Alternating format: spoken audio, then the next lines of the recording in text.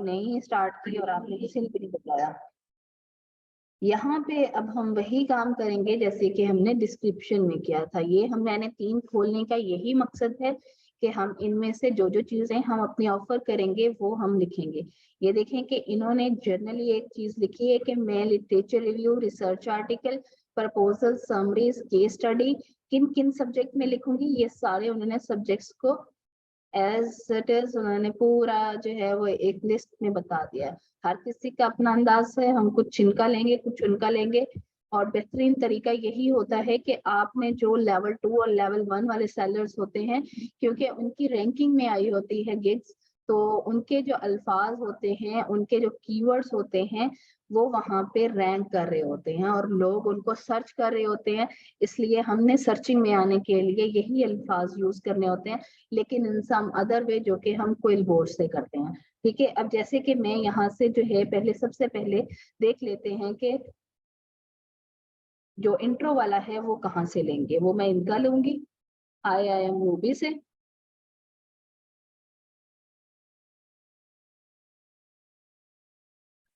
by doing a quill board।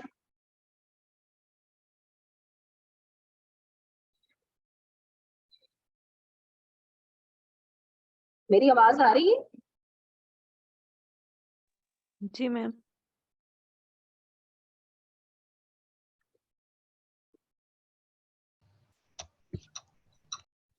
और इनका हम इस तरीके से पहले इसको क्विल बोर्ड कर लें। I am expert in English writing. अब देखें कि जिन्होंने अपनी प्रोफाइल में अपने सब्जेक्ट के बारे में लिखा है वो इस चीज में थोड़ा सा ध्यान रहे कि अगर उन्होंने उसमें नहीं ये जिक्र किया हुआ कि वो इंग्लिश राइटिंग में एक्सपर्ट हैं तो उसको थोड़ा सा एडिट कर लीजिएगा। और अदरवाइज जिन्होंने बाकी सब्जेक्ट्स लिखे हुए हैं जैसे कि टीचिंग का लिखा हुआ था तो वहां पे आपको एडिट करने की जरूरत नहीं है, आप यहाँ से यही चीज यूज कर सकते हो। ठीक है, कि इंग्लिश एक्सपर्ट है और फाइवर टेस्ट में मेरे 95% मार्क्स आए। अब आपको ये जब आप बनाएंगे तो आपको एक फाइवर टेस्ट भी देना होगा और उसका मैं नेक्स्ट में बताऊंगी, इसलिए ज्यादा जल्दी नहीं करनी। टेस्ट 3 महीने के बाद आता है और टेस्ट में पास होने के लिए मैं कुछ आपको टिप्स बताऊंगी, वो कल के लेक्चर में बताऊंगी, इसलिए अभी पब्लिश नहीं होगी। किसी ने स्टार्ट टेस्ट नहीं कर देना। जैसे ही स्टार्ट टेस्ट का कर दिया, चाहे आपकी लाइट चले जाए, चाहे आपका जो आपने एक टैब से, लाइक ये वाला टैब है ना, आप पिछले या अगले टैब पे नहीं मूव कर सकते। अगर आपने इस तरीके की भी हरकत की तो वहां पे आपका टेस्ट क्लोज कर दिया जाएगा और वो 3 महीने के लिए क्लोज हो जाता है। तो वो उसके लिए मैं पूरा एक आपको कल का लेक्चर दूंगी, इसलिए पहले ही बता रही हूँ किसी ने भी अभी तक टेस्ट वाला काम नहीं करना, लेकिन ये कल तक ये वाली चीजें जरूर कर लीजिएगा। हाँ जी, हम जुनैरा की बना रहे हैं।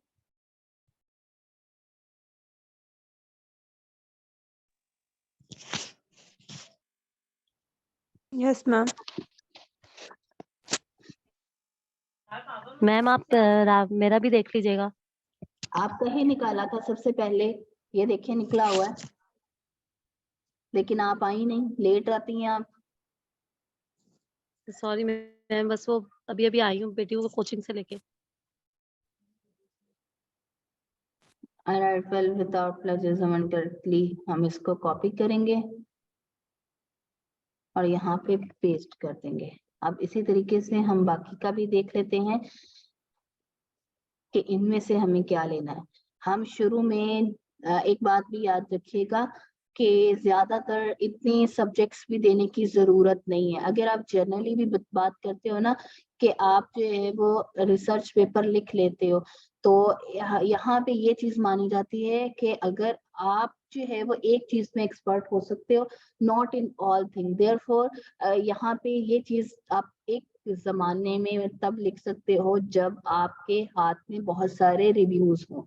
रिव्यूज का मतलब आपके पास क्लाइंट ज्यादा सारे हों, तब आपकी ये चीज मैटर नहीं करती। लेकिन स्टार्टिंग में आप कुछ जर्नली चीजों को लेके चलिएगा।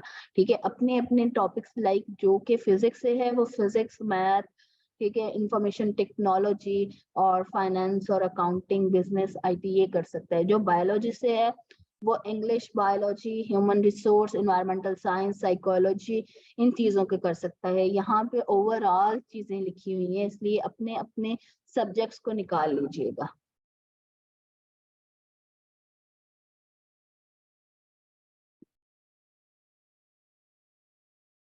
यहाँ से हम ये लेंगे,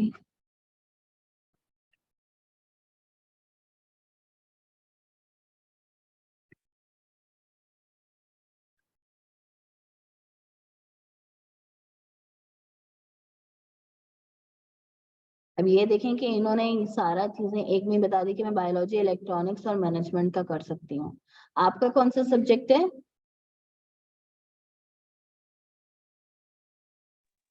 मैम मेरा computer science. Okay,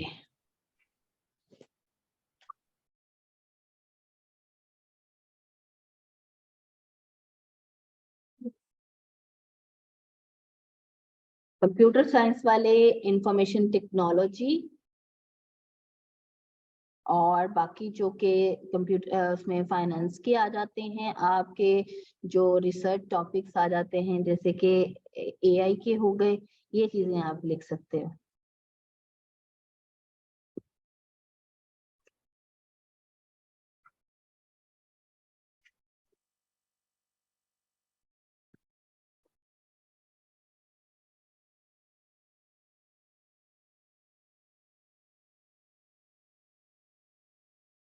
any scientific subject तो यहाँ पे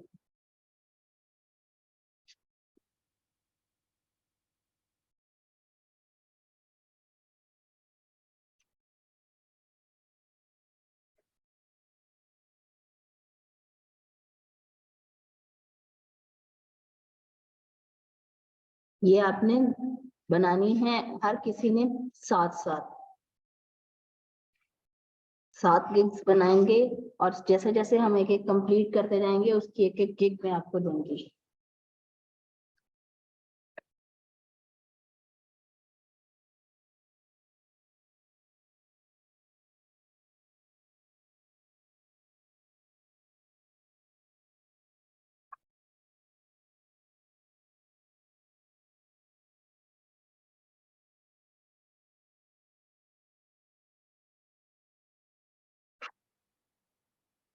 ठीक है, मैंने आपके मुताबिक जो स्टडीज थी उनको मैंने यहाँ पे राइट कर दिया।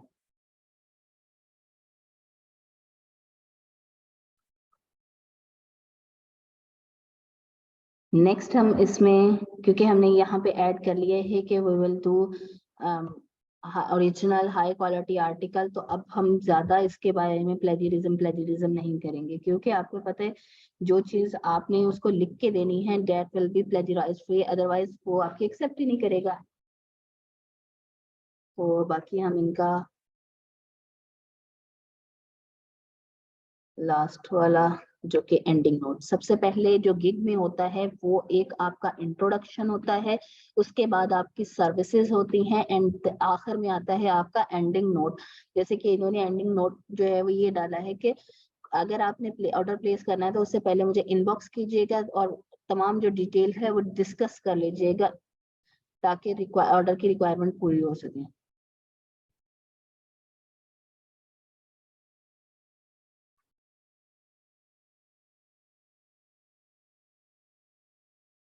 हर कोई इसको अपने मुताबिक लिखेगा।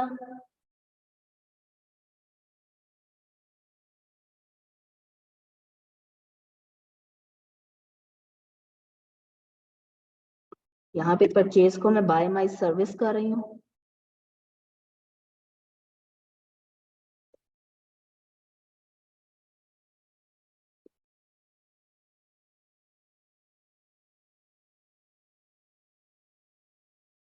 अच्छा, कल मैंने एक वीडियो ऐड की है जो कि एआई सिस्टम है, उससे आप अपना प्रपोजल भी राइट करा सकते हो। देखिए किसी ने जो आज आपको मैंने वीडियो सेंड की थी? No ma'am.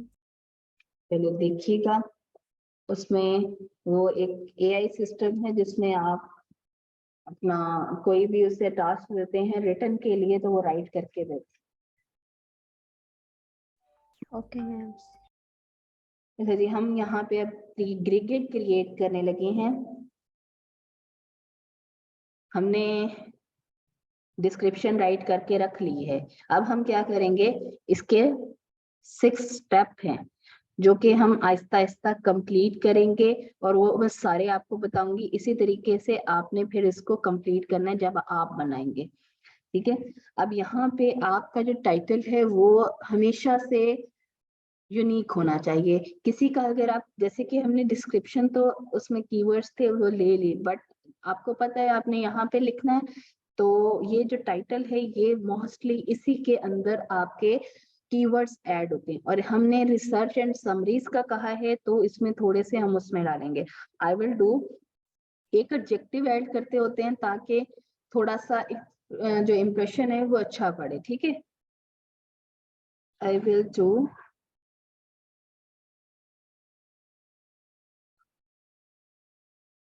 quality based research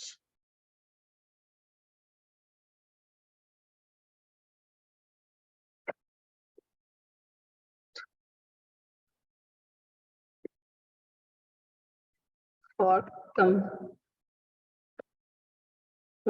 any subject related to, for all subject of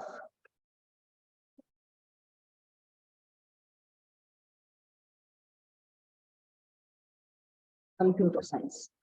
अब यहाँ पे मैंने इनको कंप्यूटर साइंस का इसलिए कर दिया है क्योंकि कंप्यूटर साइंस का बहुत ही ज्यादा जो है ना वो वास्ट स्कोप कह लीजिए या वास्ट सब्जेक्ट है, जिसमें कि मशीन लर्निंग, आईओटी और बहुत सारे रोबोटिक्स इसके काम होते हैं, ठीक है। अगर आप इसमें मैच नहीं कर रहे, आपका सब्जेक्ट जैसे कि बहुत छोटा है, अब इंग्लिश में आप इसमें सिर्फ और सिर्फ जो है वो पोइट्री या लिंग्विस्टिक आ सकती है, तो ये जरूरी नहीं है आपने वहां पे subject. I will do quality base या फिर fast research on any subject कर सकते हो आप। रिसर्च एंड समरीज का मेन हेडिंग ही उसमें ये डाल सकते हो, ठीक है। आप और भी इसमें ऐड कर सकते हो, लाइक के आप हमने बहुत सारे बच्चे ऐड पढ़े हैं, आप मास्टर लेवल पीएचडी और रिसर्च आर्टिकल एंड पेपर इस तरीके के इसमें ऐड कर सकते हो।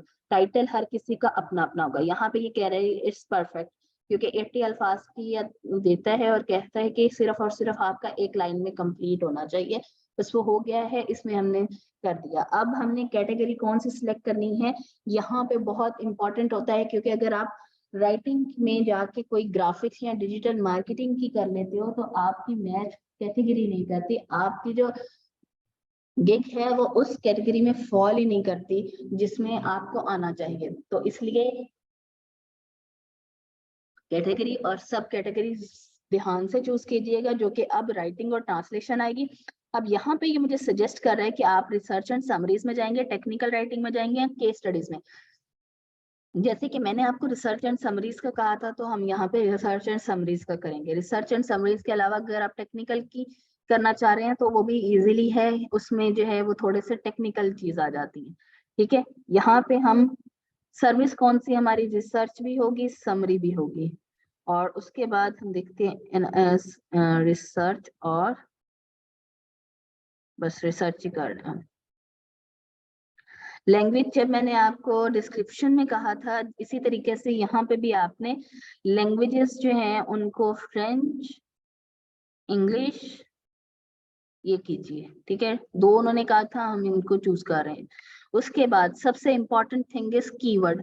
अब जो मैं आपको चीज बताने जा रही हूँ ना वो थोड़ी सी टेक्निक वाली है, लेकिन उसमें आपने बिल्कुल भी जरा भी कोताही नहीं करनी।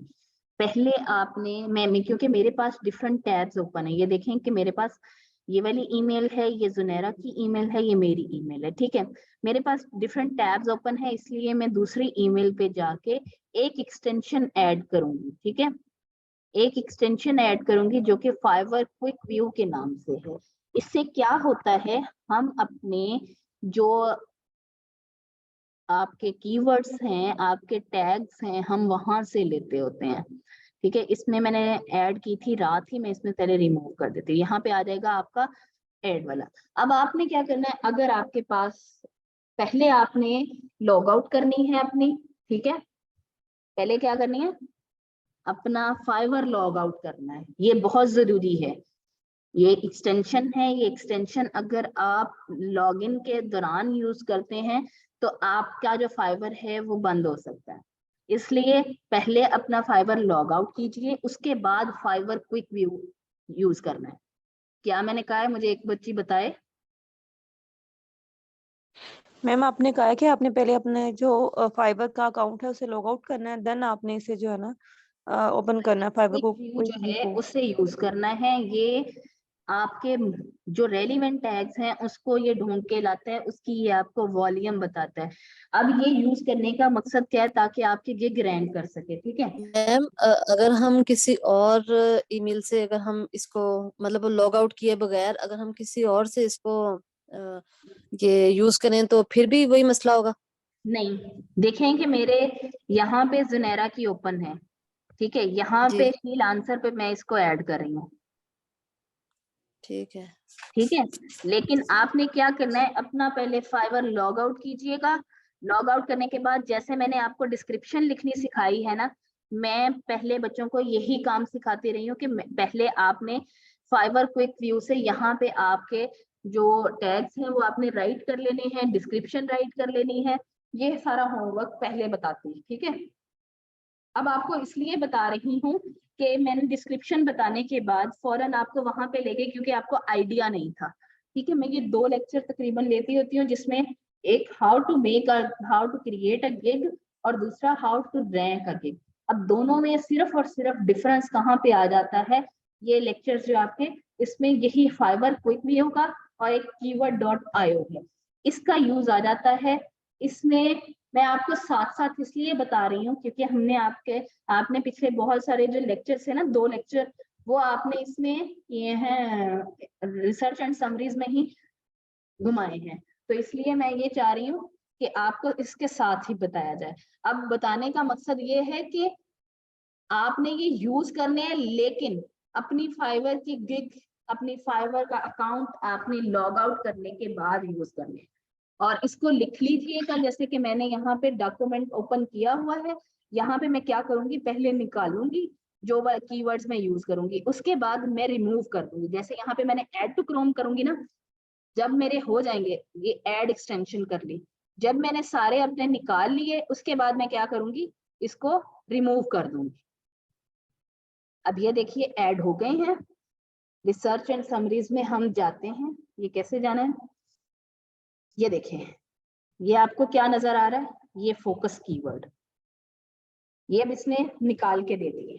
क्योंकि ये मैं काफी देर से इसको यूज कर रही हूँ, इसलिए ये मैं मुझ पे जो है वो बहुत सेकंडों में ये रिजल्ट लेके आ रहा है। इस आपको 2 से 3 मिनट लग सकते हैं ये फोकस कीवर्ड निकालने में, तो इस चीज में परेशान मत होइएगा। ये इस तरीके से निकालेगा। और उसके बाद ये देखें कि इन्होंने, ये वाली जो है, इन्होंने अपनी गिग में कौन से टैग यूज किए हुए हैं जो कि इनकी जो गिग है वो ज्यादा रैंकिंग में आई है। तो इसने मुझे वो भी दिखा दिया है कि आर्टिकल राइटिंग और समरी यूज की हुई है। इसने 3 ये वाले यूज किए हुए हैं, इसने ये वाले यूज किए हुए हैं। अब हम सबका मिक्सचर यूज करेंगे। इसने अब ऊपर जो है वो सबका जो है वो एक निकाल के रख दिया है कि समरी 12 टाइम जो है वो इस कैटेगरी में यूज की गई है, जो कि मोस्ट सर्चेबल, मतलब जितने यहाँ पे आपके क्लाइंट सर्च करते हैं फॉर समरी, तो उसकी जो वॉल्यूम आया है वो 12 इतना समरी का है, रिसर्च का इतना है, आर्टिकल राइटिंग का इतना है, एज इट इज इतना आ रहा है, ठीक है। अब हमने क्या करना है, जो हमारे आर्टिकल हैं, ये जो हमने निकाले हैं फोकस कीवर्ड्स, उनको हम निकाल के यहाँ पे राइट करते रहेंगे। ये सारा आपका होमवर्क है, ये हम ऐड करेंगे in our description, in our tags, और जहां जहां पे भी जरूरत पड़ी हम वहां वहां पे ऐड करेंगे। अब मैंने समरी, रिसर्च, वहां पे आपको यूज करने होते हैं 5 कीवर्ड, और मैं यहाँ से निकालूंगी 8 कीवर्ड, क्योंकि मैं इसको 2 से 3 को अपनी जो डिस्क्रिप्शन है उसमें भी राइट करूंगी।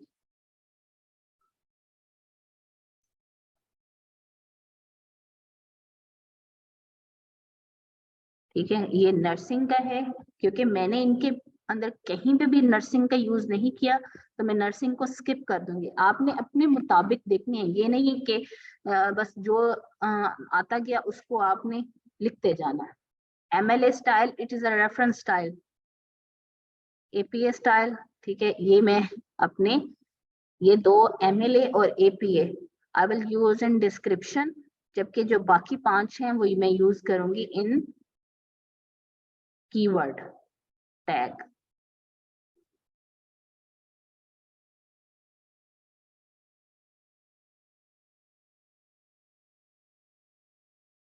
ये सिस्टमैटिक रिव्यू और एक लिटरेचर रिव्यू।